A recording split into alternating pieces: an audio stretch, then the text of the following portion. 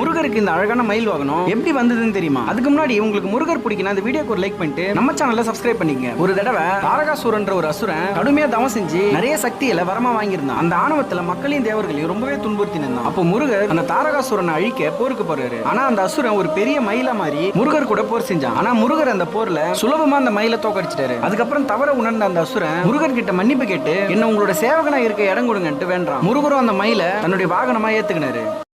ஒன்றை கவனித்தாயா? என்னை வழிபட ஆரம்பித்த பிறகு உன் பக்தியின் முன்னேற்றத்தின் சாட்சியாக உன் அழுகை குறைந்து விட்டது.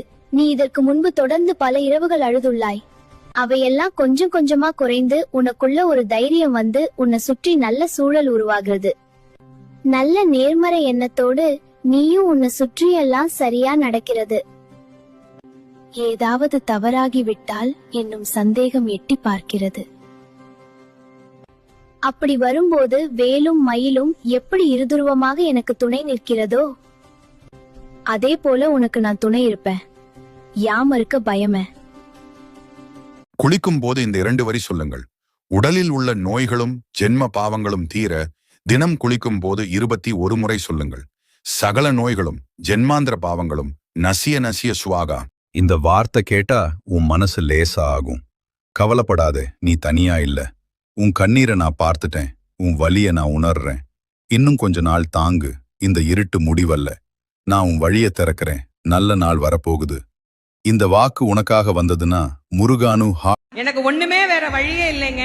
நான் பரம ஏழைங்க, என்ன காப்பாத்து முருகா அப்படின்னு ஒரு பரம ஏழை வந்து அந்த முருகனை பார்த்தா, நீ எப்பேற்பட்ட ஏழையா இருந்தாலும் இந்த பழனிக்கு வந்து என்ன ஒரு தரம் பார்த்துட்டீனா இதற்கு பிறகு உன்னுடைய வாழ்க்கை ராஜ வாழ்க்கையாகத்தான் அமையும் என்பதற்காகத்தான் ஆண்டியாக இருக்கிற இறைவன் ராஜாவாக கோலத்தை மாற்றி தள்ளிவிட்டு செல்லாதே. இது முடிவில்லை, தொடக்கம்தான். நான் உன்னை கைவிட மாட்டேன்.